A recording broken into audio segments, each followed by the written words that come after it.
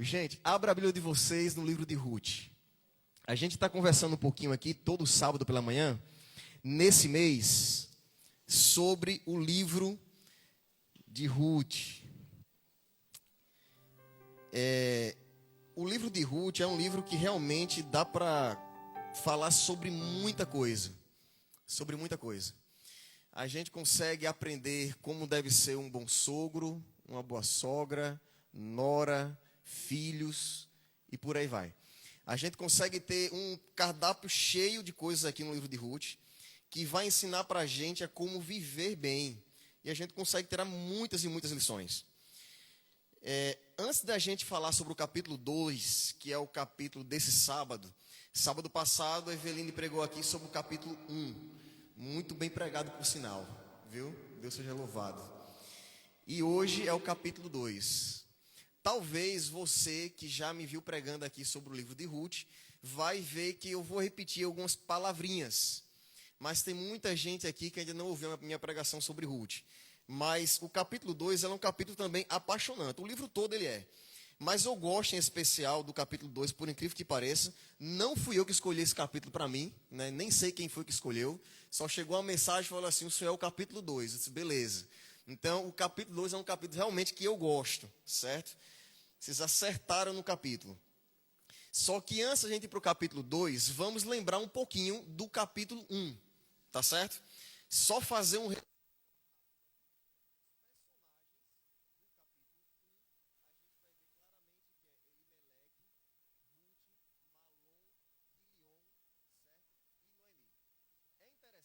Vocês já perceberam essas questões de significados de nome.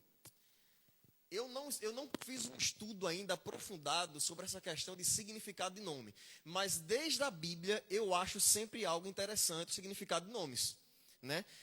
Eveline falou aqui o significado do nome de Noemi, de Ruth, companheira, amiga. Muito bacana. Mas sabe o que eu acho interessante? O significado de nome de Quilion e Malom. Fraco e delicado. Que por incrível que pareça, na vida eles de fato foram fracos e delicados. Pelo menos em questões de saúde.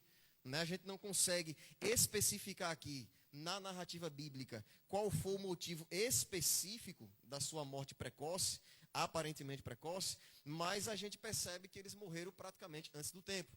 Então, até o significado do nome deles bate com o que aconteceu com eles. Eu, particularmente, quando eu comecei a ler algumas narrativas bíblicas e comecei a pegar o significado dos nomes dos personagens e vi que batia muitas vezes com as histórias do personagem, eu fui pesquisar o meu nome, viu, Daniel? E eu gostei do significado do meu nome. Né? Daíse que não gosta muito que eu fico tirando onda, mas o significado do meu nome é rei. Ou águia solitária. Aí eu falo para a Daíse lá em casa, tá vendo? Tem que respeitar o rei, né? Porque já está no meu nome. Se na Bíblia todo mundo está seguindo, né? Vivendo conforme o significado do seu nome, eu tenho que viver com o significado do meu nome. Né, não, Felipe? Tem que ser assim. Então, o significado do meu nome é rei ou águia solitária. Pesquisa o seu nome depois. Eu não sei o porquê funciona dessa forma. Me desculpe, mas eu não tenho como explicar isso para você. Mas eu não sei porquê. Até porque eu entendo que quando Malom e Quilion nasceram, Noemi e Elimeleque possivelmente não sabia que ele era fraco ou delicado. Ou se tivesse já alguma doença. Mas o que eu acho interessante é que depois que eu fui pesquisando mais profundamente o significado do meu nome, muita coisa vai batendo. Não é sempre que bate, não, mas algumas coisas vão batendo. Mas eu fiquei me perguntando, será que meu pai e minha mãe pesquisou? Será que eles sabiam que eu teria algumas características assim que o meu nome traz para mim? Então não consigo explicar, sinceramente eu não consigo explicar isso ainda. Talvez eu faça um estudo mais aprofundado depois sobre isso, mas eu acho interessante essas questões de significados de nome. E esses são os personagens do capítulo 1. Claro que tem outros personagens ocultos. Tem Deus, o Espírito Santo, Jesus. O trio divino, a gente encontra ele em cada detalhe também, no livro de Ruth e em cada capítulo, obviamente. E aí, no capítulo 1, você entendeu muito bem no sábado passado, o que foi que aconteceu, a tragédia que aconteceu, e a gente vê que Noemi, ela viveu ali focada nos seus problemas. Qual era o problema de Noemi? Perdeu o esposo, perdeu os filhos, e ela se encontrava ali desesperada com aqueles problemas. Agora, o que eu acho interessante é que, pelo menos em 3 versinhos do capítulo 1, verso 13, o 20 e o 21, Noemi, ela tende, pelo menos, a colocar a culpa em quem? Ou, pelo menos, achar que tudo que está acontecendo com ela vem a partir de onde? De Deus. Como se fosse a mão de Deus pesando sobre ela por causa das coisas que ela decidiu, junto com Elimeleque e os filhos, de sair de Belém para Moabe. Né? Então, Noemi, ela passa por, na narrativa bíblica, nesses 3 versos, 13, 20 e 21, a gente começa a perceber que Noemi, além de todos os problemas que ela estava passando naquele momento, o luto e a fome, além de todos esses problemas, por incrível que pareça, o maior problema dela nesse momento aqui é porque ela estava focando só no problema. E isso começou a gerar uma inatividade na vida de Noemi. E é dentro desse contexto que Noemi está focada apenas no que está acontecendo de ruim na vida dela, que ela não consegue enxergar, ou pelo menos lembrar, da grandeza de Deus, do poder de Deus e tudo que ela sabia sobre Deus, e da própria promessa divina de que Ele, independente de qualquer coisa, vai cuidar do seu povo. O foco de Noemi focar tanto no problema, isso aí trouxe várias consequências para ela. Pergunta: será que a gente está focando muito nos nossos problemas? Só nos nossos problemas e esquecendo o principal, que é olhar para Cristo? Será que a gente não está trazendo para a gente mesmo as maiores ansiedades? Somos, na verdade, a maior causa de ansiedade de cada um de nós? Porque a gente foca demais nos problemas. Lá em Campina Grande eu atendi uma mulher na escola adventista que ela teve um pouquinho disso aí. Ela focava muito no problema dela e ela costumava espiritualizar demais os problemas dela.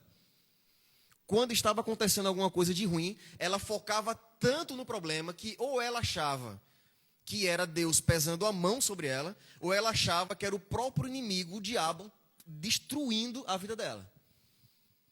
E aí ela veio na minha sala, conversou comigo e disse: pastor, estou passando por isso e tal, e chorava muito na minha frente. E aí ela pegou e falou assim: e eu tenho certeza que o próprio inimigo está na minha casa tentando destruir a minha vida. Eu olhei para ela assim, sem saber o que falar no momento, mas fiquei pensando. E eu disse: rapaz, o que é que eu vou falar para essa mulher, para tranquilizar ela? Se ela está achando que o inimigo está na casa dela, tentando a vida dela, fazendo de tudo para destruir a vida dela. Ela foca onde? No problema. Quando eu falava de Cristo, quando eu abria a palavra para ela, não tinha jeito. Eu parava de falar, ela foca no problema, e sempre espiritualizando as coisas demais, e dizendo que era o inimigo que estava na casa dela. Aí, depois que ela parou um pouquinho, né, deu uma respirada, eu olhei para ela ainda sem saber o que falar direito, mas, enfim, no meu jeito, eu olhei para ela e falei assim: ô irmã, a senhora tem algum poder sobrenatural? Ela disse: como assim? Eu disse: não sei, se você é especial. Se você tem algo de muito especial, ao ponto do inimigo só querer destruir a sua vida. O próprio inimigo. Você acha que Lúcifer está na sua casa tentando destruir você. Eu preciso saber se a senhora tem alguma coisa de especial. Porque se tiver alguma coisa de especial, e se o inimigo estiver realmente lhe atentando, eu vou lhe aconselhar uma coisa: dorme com o porrete do lado, porque quando tu achar que ele está lá, mete na cabeça do bicho. Eu, pelo menos, faria isso. E aí ela começou a rir. Na verdade, foi só para descontrair um pouquinho a situação ali, porque ela estava bem tensa com isso. Mas eu falei assim para ela: a gente não pode espiritualizar tudo. Tem coisa que é só consequência dos nossos atos. Que não é porque Deus está pesando a mão ou porque o inimigo está querendo destruir, custe o que custar. Mas, às vezes, é só consequências das nossas escolhas. E mostrei para ela: e deixe de focar no problema. Porque você tem um Deus maior do que os seus problemas. Por que não olhar para Cristo? Por que não olhar para Deus, confiar nele e confiar que ele está no controle de tudo? Para mim, ela parecia com Noemi. Porque ou ela culpava Deus ou ela culpava o diabo. Mas sempre com foco no problema. E é dentro desse contexto, e é dentro desse pensamento de Noemi, que a gente começa a se inserir agora no capítulo 2. Vamos falar com o nosso Deus. Oremos. Querido Pai, queremos te agradecer muito pelo privilégio de abrir a Tua palavra. foi dito aqui na escola sabatina, no estudo da lição, no lições da Bíblia, bem claramente que em alguns lugares nós não temos essa liberdade de expressar a nossa gratidão ao Senhor, não temos essa liberdade de abrir a tua palavra e de refletir um pouquinho sobre o teu amor por cada um de nós. Mas aqui temos essa liberdade, temos esse privilégio e somos gratos por isso. Nos ajuda, Senhor, agora nessa leitura do capítulo 2 do livro de Ruth. E nos ajuda a tirar várias lições, para que a gente saia daqui diferente, com o desejo de colocar em primeiro lugar e com a vontade imensa de apenas olhar para Cristo Jesus. Assim te pedimos, te agradecemos, em nome de Jesus. Amém. No capítulo 2, a partir do verso 1, vamos ler até o verso 7. Vai falar assim: Tinha Noemi um parente de seu marido, senhor de muitos bens, da família de Elimeleque, o qual se chamava Boaz. Ruth, a moabita, disse a Noemi: Deixa-me ir ao campo e apanharei espigas, atrás daquele que me favorecer. Ela lhe disse: Vai, minha filha. Ela se foi, chegou ao campo e apanhava após os segadores. Por casualidade, entrou na parte que pertencia a Boaz, o qual era da família de Elimeleque. Eis que Boaz veio de Belém e disse aos segadores: O Senhor seja convosco. Responderam-lhe eles: O Senhor te abençoe. Depois perguntou Boaz ao servo encarregado dos segadores: De quem é esta moça? Respondeu-lhe o servo: Esta é a moça moabita que veio com Noemi da terra de Moabe. Disse-me ela: Deixe-me rebuscar espigas e ajuntá-las entre as gavelas após os segadores. Assim ela veio, desde pela manhã até agora está aqui, menos um pouco que esteve na choça. Até nesse momento aqui, desse primeiro bloco, do capítulo 2 de Ruth, a gente consegue encontrar, pelo menos nesse contexto que a gente viu do capítulo 1 para o capítulo 2, pelo menos dois perfis aqui de pessoas.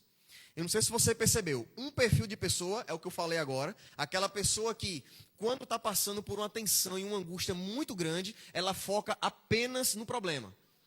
Não consegue, foca tanto no problema que gasta tanta energia que não consegue nem agir. Por um outro lado, a gente vê Ruth, com pura resiliência. Uma pessoa que na maioria das vezes, quem tem resiliência, uma pessoa resiliente, ela passa por alguns momentos de angústia, passa por vários problemas, mas ela consegue se recuperar rapidamente. E ao se recuperar rapidamente, ela consegue seguir em frente e suportar toda a situação e superar toda a situação. Então, nesse primeiro ponto aqui, a gente começa a perceber a proatividade de Ruth, inclusive a sua resiliência. Agora, apesar de Noemi, ela está numa condição de angústia, eu preciso dar um certo crédito a Noemi. Porque se você parar para perceber bem, Ruth, ela faz um pedido bem interessante a Noemi. Ela pede para ir ao campo e apanhar espigas. O que é que me dá a entender isso aqui? Se a gente for lá para Levítico, eu vou ler aqui bem rapidinho Levítico 19, capítulo 9, 19, verso 9, verso 10, e a gente volta para o capítulo 2 de Ruth. No capítulo 19, verso 9, diz assim de Levítico: Quando também cegares a messe da tua terra, o canto do teu campo não cegarás totalmente, nem as espigas caídas colherás da tua messe. Não rebuscarás a tua vinha, nem colherás os bagos caídos da tua vinha. Deixá-lo-ás ao pobre e ao estrangeiro. Eu sou o Senhor, o vosso Deus. Então aqui a gente consegue entender que na lei de Moisés existia uma forma do pobre ele ser beneficiado. Então o que dá a entender aqui, lembrando que Ruth, moabita, no Lições da Bíblia, até Bruno falou isso aqui, das condições do moabita, quem eram os moabitas. Se a gente for pesquisar no Antigo Testamento, Sofonias vai dizer que os moabitas eles eram extremamente zombadores. Isaías também vai falar algumas coisas sobre o moabita. Então assim, os moabitas eles não prestavam. Então a gente vê Ruth, uma moabita, descendente desse povo, dessa geração, com todo esse conhecimento na cabeça desde criança, mas o que eu acho interessante é que nesse ponto específico aqui, Ruth vai e faz um pedido, como se ela realmente entendesse como funcionassem as coisas no povo de Deus. O que é que dá a entender? Que possivelmente Noemi e Elimeleque ensinou para Ruth sobre os costumes do povo de Deus, ou sobre quem de fato era Deus, o poder dele, a grandeza dele, como é que funcionava tudo. Então Ruth, ela se mostra aqui entendedora disso. Então preciso dar um certo crédito a Noemi, apesar das condições dela, porque parece que ela fez um papel de sogra muito interessante. Tá vendo aí? Ensinando como a gente deve ser uma sogra, como deve ser um sogro, como deve ser a nora. E Ruth vai, ela entende isso e aprende isso com Noemi. E avançando mais um pouco, no verso 3, a narrativa mostra aqui que ela se foi, chegou ao campo e apanhava após os segadores por casualidade. A narrativa bíblica, ela mostra claramente, literalmente, que foi por casualidade. Em outras palavras, poderia ter sido assim, por pura sorte. Só que na medida que a gente vai lendo a narrativa da história de Ruth no capítulo 2, a gente percebe que essa casualidade, ou por sorte, é só uma forma da gente entender que é nesse ponto aqui que a gente consegue ter mais clareza sobre o silêncio de Deus. Entenda, Noemi passando por essa situação todo esse problemão, Ruth com toda a sua resiliência.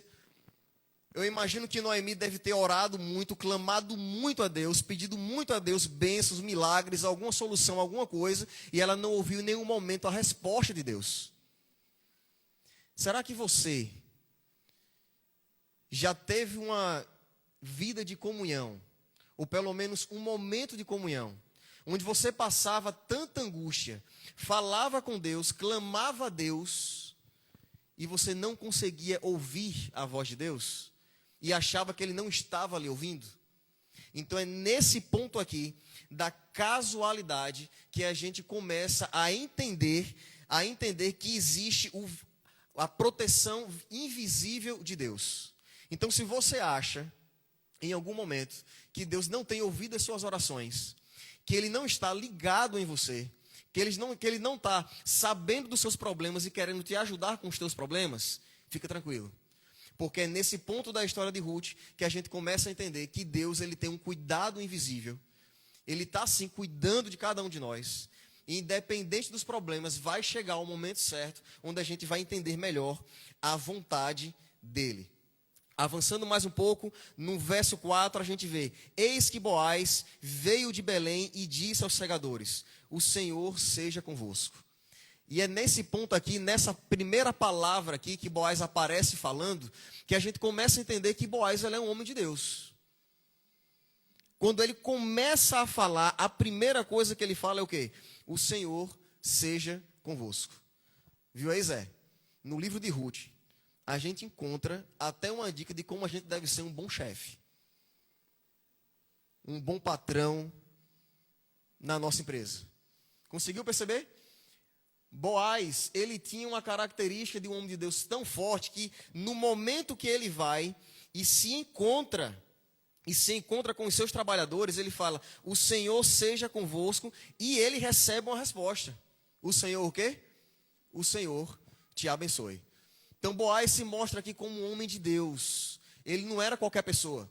E a gente vai entender aqui o porquê que ele não era qualquer pessoa. No verso 5, vai dizer: depois perguntou Boaz ao servo encarregado dos segadores: de quem é esta moça? Você consegue perceber essa pergunta aqui? Boaz está perguntando de quem é a moça e não quem é a moça. Há uma diferença de quem é a moça ou quem é a moça. Então Boaz parece que nesse momento ele vai lá, né, prova também que não é por casualidade, tá, gente? Porque se fosse por acaso, se fosse algo do nada ou pura sorte, a gente não percebia esses detalhes aqui. Mas prova que Deus, por trás de tudo, de forma invisível, ele estava guiando a história de Ruth e também estava guiando a história de Boaz. Porque Boaz, naquele momento, poderia estar passando em qualquer outro lugar. Mas talvez de forma direta ou indireta, Ele ouve o Espírito Santo e vai ver como é que se encontra ali os trabalhadores, como é que está ali o trabalho no momento. E a partir do momento que ele chega, parece que ele se surpreende com algo. E essa pessoa que ele surpreende, obviamente, é Ruth. E em vez de perguntar quem é, ele pergunta de quem é. Então, Boaz ele começa a despertar um certo interesse também ali em Ruth, nesse momento. Verso 6, respondeu-lhe o servo, esta é a moça moabita, que veio com Noemi da terra de Moabe. Disse-me ela, deixe-me rebuscar espigas e ajuntá-las entre as gavelas após os segadores. E por aí segue a narrativa. Boaz sabia, já tinha ouvido falar um pouquinho ali sobre Ruth. O segador, o trabalhador de Boaz, vai falar para Boaz quem é Ruth, de onde ela veio, com quem ela está. E parece que ele vai falando assim, ó, parece que assim, ela não tem lugar certo, ela não é daqui, ela é uma estrangeira, tá, tudo bem, não é muita coisa. Mas se tem uma coisa que Ruth faz, desde quando ela chegou aqui, foi trabalhar no sol quente e está trabalhando até agora. Conseguimos tirar algumas lições. Qualquer trabalho é digno. Você entendeu? Qualquer trabalho é digno. Além de qualquer trabalho ser digno, a gente consegue ver que essa atitude de Ruth mostra também uma característica muito interessante dela. Ruth é uma mulher de fé. Porque suponho que fazer o que ela está fazendo deve ser um pouco perigoso, Felipe. E por que deve ser um pouco perigoso? Porque nem sempre, não seria uma regra dizer que todo fazendeiro teria a conduta de Boaz, de ser um homem de Deus. E ainda mais para uma mulher sozinha, dentro do contexto dela, sai sozinha para pegar espigas. Então Ruth, ela começa a mostrar algumas coisas para a gente. Tenha fé. Agora, qual é o significado de fé? Ruth está mostrando assim para a gente. Ter fé não é que a gente precisa ficar sentado para esperar as coisas acontecerem. Eu preciso me levantar, agir e fazer a minha parte. Fazer até onde eu posso fazer, ir até onde eu posso ir. E quando eu chego nesse limite de fé, e aí Deus vem e faz a parte dele em nossas vidas. Ruth começa a ensinar algumas coisas para a gente com a atitude dela. Verso 8. Então disse Boaz a Ruth, ouve, filha minha, não vás colher em outro campo, nem tampouco passes daqui. Porém aqui ficarás com as minhas servas. Estarás atenta ao campo que cegarem e irás após ela. Não dei ordem aos servos que te não toquem. Quando tiveres sede, vai às vasilhas e bebe do que os servos tiraram. Aqui a gente começa a ver, nesse próximo bloco do capítulo 2, ver que Boaz ele agora começa o processo de acolhimento a Ruth. É interessante que no início do verso 8, ele fala com Ruth, fala assim, ouve, filha minha. Apesar do nível social de Ruth para Boaz ser totalmente diferente, Boaz trata ela com muito carinho e com muito respeito. Mais uma atitude que a gente pode encontrar em um homem de Deus. Além de se dar bem com os trabalhadores, abençoar os trabalhadores, Boaz, como tem Deus em primeiro lugar na sua vida, ele faz um acolhimento diferente. E ele no verso 9 faz um reconhecimento sobre Ruth. Não dê ordem aos servos que não te toquem. Quando tiveres sede, vai às vasilhas e bebe do que os servos tiraram. Verso 10. Então ela, inclinando-se o rosto em terra, lhe disse, como é que me favoreces e fazes caso de mim, sendo eu estrangeira?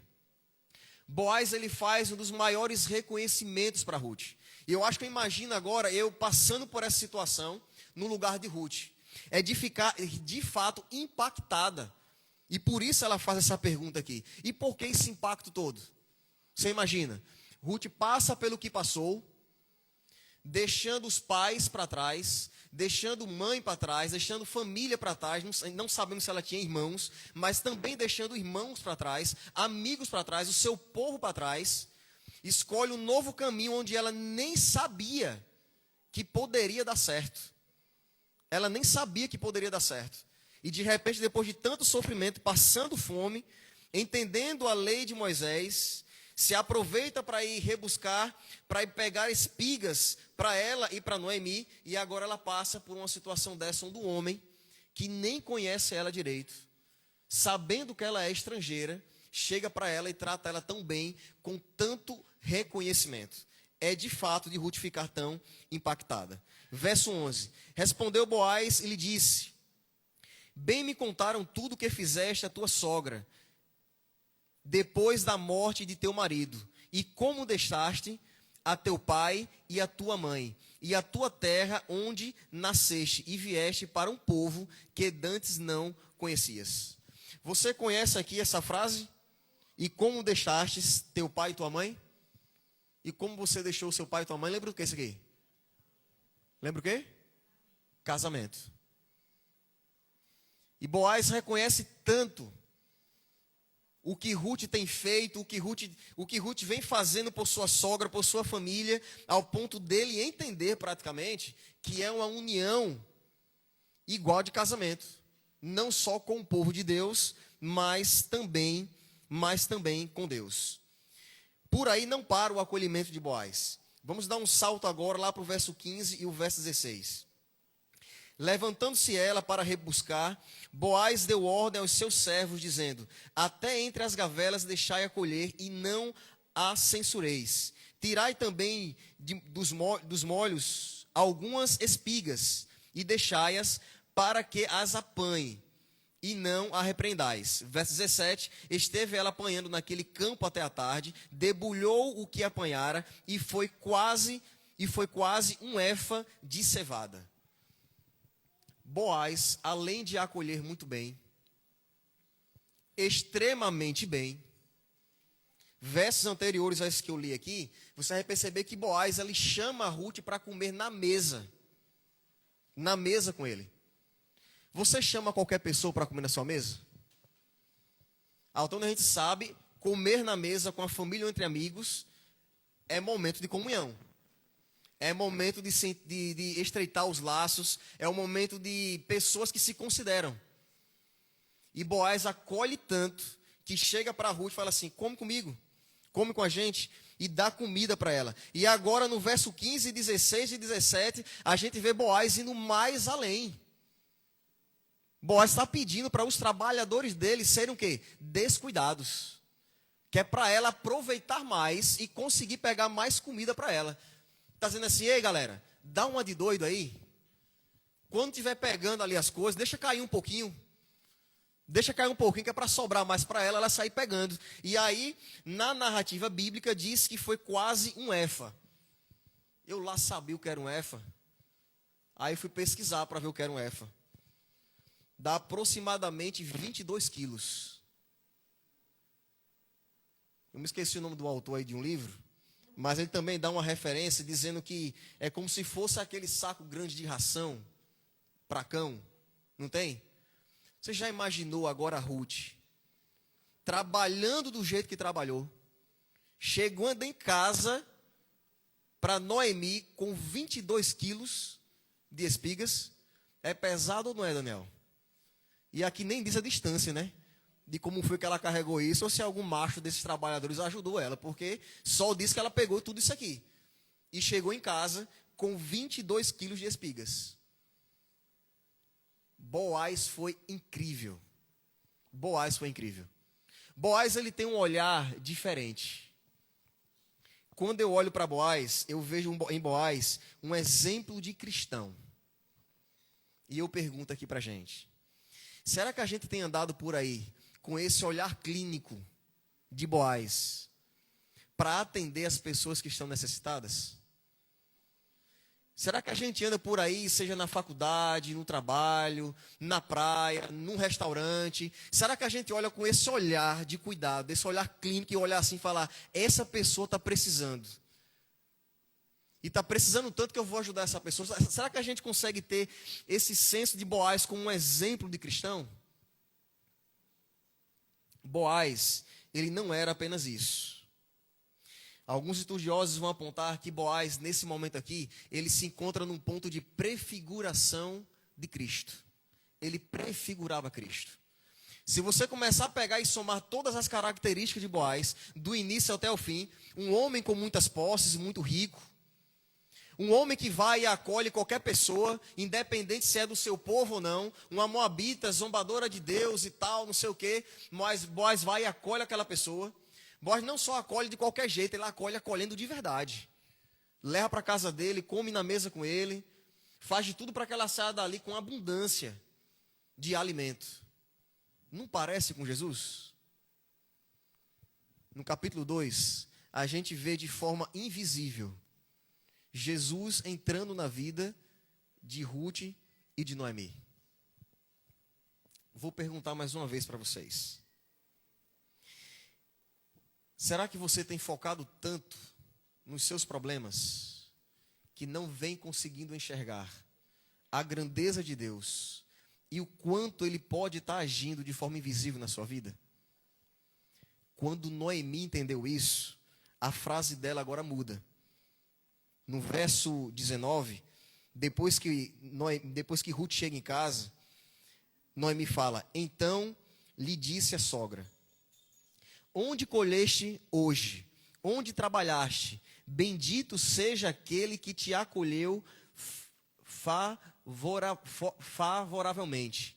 E Ruth contou à sua sogra onde havia trabalhado e disse: o nome do Senhor em cujo campo trabalhei é Boaz.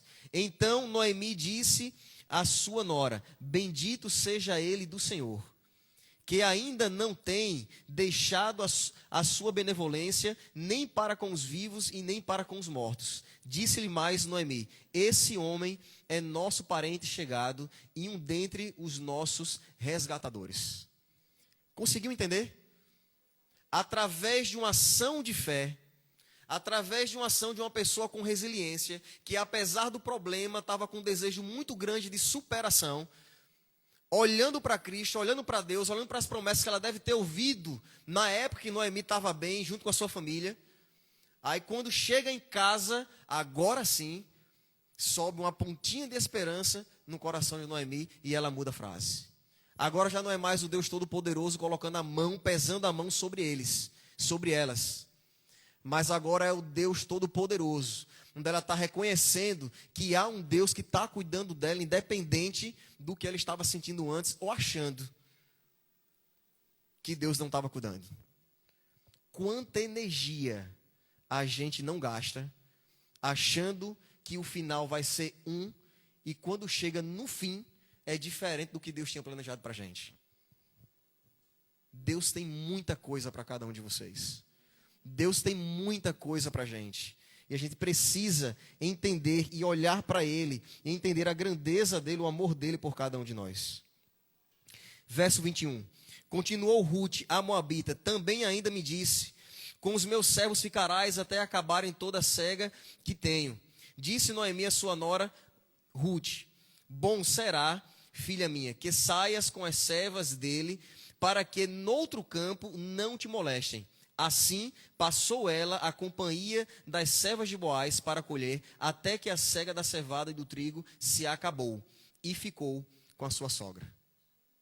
O próximo capítulo, só sábado que vem, para a gente começar a tirar outras lições.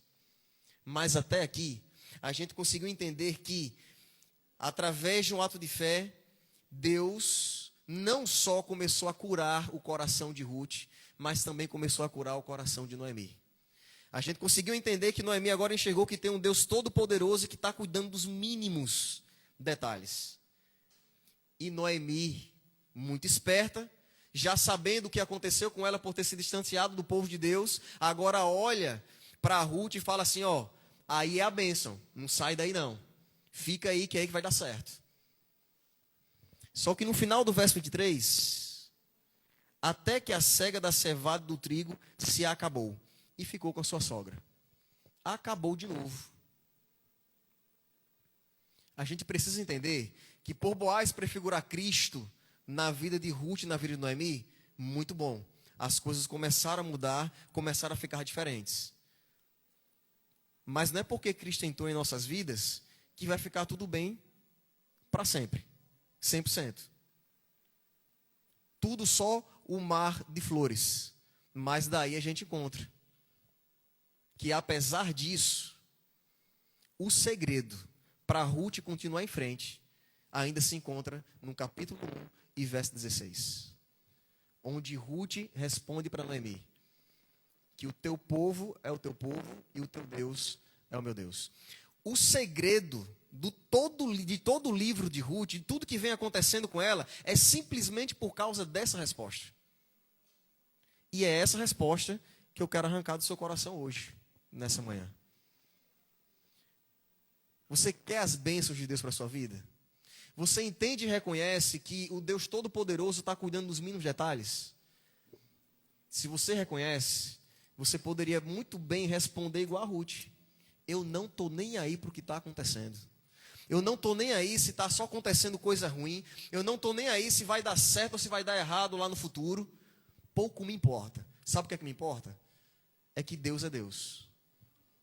É que Ele é o meu Deus e que eu quero participar do povo dele, custe o que custar. É essa resposta que precisamos responder todos os dias para que essas coisas comecem a fazer sentido em nossas vidas. E olhe que a gente está na vantagem de Ruth e Noemi. Que vantagem é essa? A gente tem um relato do que Cristo fez por nós na cruz. A gente tem todo o relato do que Cristo fez por mim e por você na cruz. Ruth ainda não tinha nem passado por isso. E mesmo assim ela olha e fala assim: teu Deus é o meu Deus e teu povo é meu povo. Imagina se Ruth tivesse passado por essa fase da morte de Cristo na cruz. Pronto. Eu acho que Ruth ela explodiu de tanta fé. O negócio está ruim? Entenda, Cristo ele está nos detalhes. O negócio está ruim? Olha para a cruz. Olha para a cruz é porque é olhando para a cruz que você vai perceber tudo o que Cristo fez por você e vai entender assim: não será possível que um Deus que fez isso por mim não está de olho na minha vida. Não será possível que um Deus que deixou o seu trono para morrer e ser humilhado, não será possível que Ele não está cuidando dos detalhes da minha vida. Às vezes, o silêncio de Deus é uma bênção. Adiantava Deus começar a falar com Ruth e com Noemi no meio de toda aquela confusão, de toda aquela depressão? Não adiantava. Será que elas iam entender de fato? Não. Então, no capítulo 2, a gente entende que existe um silêncio de Deus e que, por muitas vezes, o silêncio de Deus é um ato de amor dele em nossas vidas. Se você tem orado, se você tem falado com Deus e não tem recebido respostas, saia daqui com essa certeza. É porque no silêncio dele, ele está preparando alguma coisa para você. Eu tenho certeza de que Deus tem bênçãos sem medidas. E se essas bênçãos sem medidas não chegar ainda aqui, tenha certeza de uma coisa: Cristo está pertinho de voltar. E no novo céu e na nova terra, a gente vai entender tudo. E vai desfrutar de momentos incríveis, sem dor, sem pranto, sem dor, sem morte, sem nada. Silêncio de Deus. Eu vou chamar a Daíse para cantar comigo agora. E essa música é uma das músicas que a gente mais cantou desde quando a gente começou a namorar. Ela é praticamente uma oração para a gente, essa música.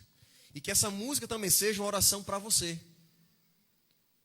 E que você entenda de fato que esse silêncio é importante. Até o momento que Deus vai achar que é importante também você entender. Reflita, que essa música faça sentido. E que você saia daqui com essa oração no seu coração.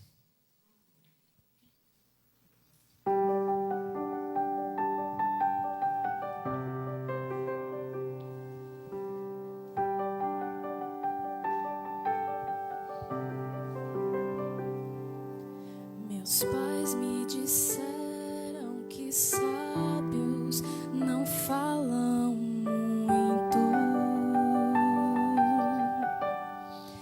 que ao invés de falácias preferem a eloquência dos atos. Falácia sem freio é virtude pros tolos. Atuar em silêncio é a glória de poucos. Se o Senhor tem ficado em silêncio, pode ser a linguagem do amor em um mundo que é tão barulhento. Seu silêncio pode ser um favor. Eu aceito, Senhor, teu silêncio e o sigilo dos teus planos pra mim. Entendi que ao invés de falácias, por ser sábio, tu preferes agir em silêncio.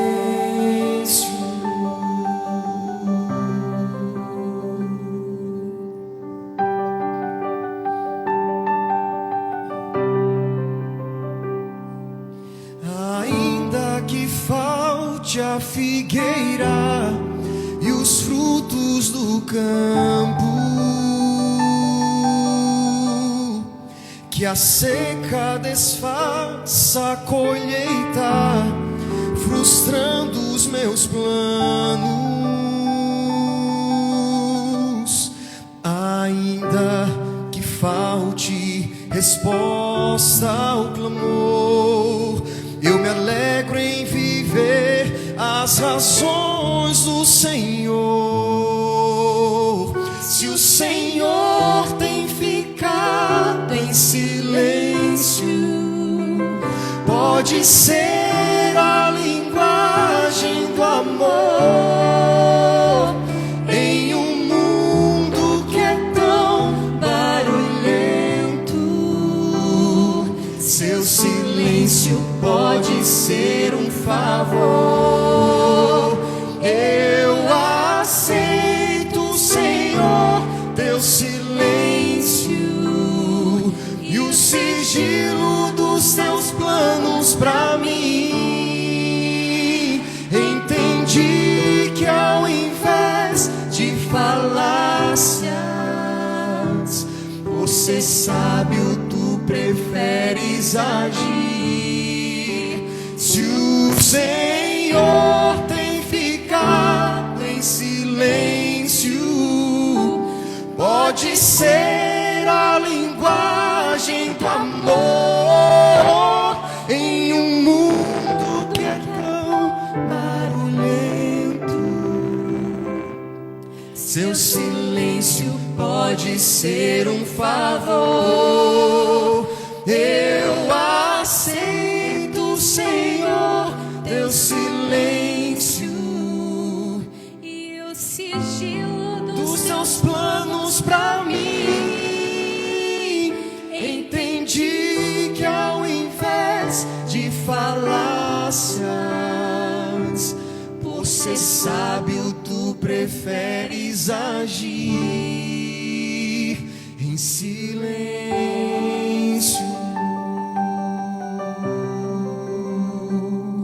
Por ser sábio, tu preferes agir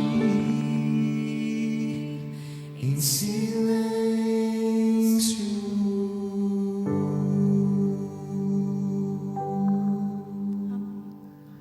Amém. Fique em pé, vamos falar com o nosso Deus. Obrigado, Senhor. Obrigado mais uma vez pelo privilégio de abrir a Tua palavra. Obrigado por entender mais uma vez que existe um cuidado invisível, um cuidado Teu invisível, uma proteção Tua invisível na vida de cada um aqui presente. Eu não sei os problemas que as pessoas estão passando aqui agora, o que tem guardado no coração, que tem guardado na mente, a angústia que veio hoje para a tua casa. Eu não conheço, mas Tu és o Deus Todo-Poderoso e sabe de tudo e todos os detalhes. Por favor, Senhor, continua cuidando, continua protegendo, continua fazendo com que essas pessoas sintam a presença do Espírito Santo todos os dias, a cada momento. que elas saiam daqui nesta manhã com a certeza imensa no coração de que no momento certo esse problema vai ser resolvido, porque nesse momento estamos entregando tudo em tuas mãos.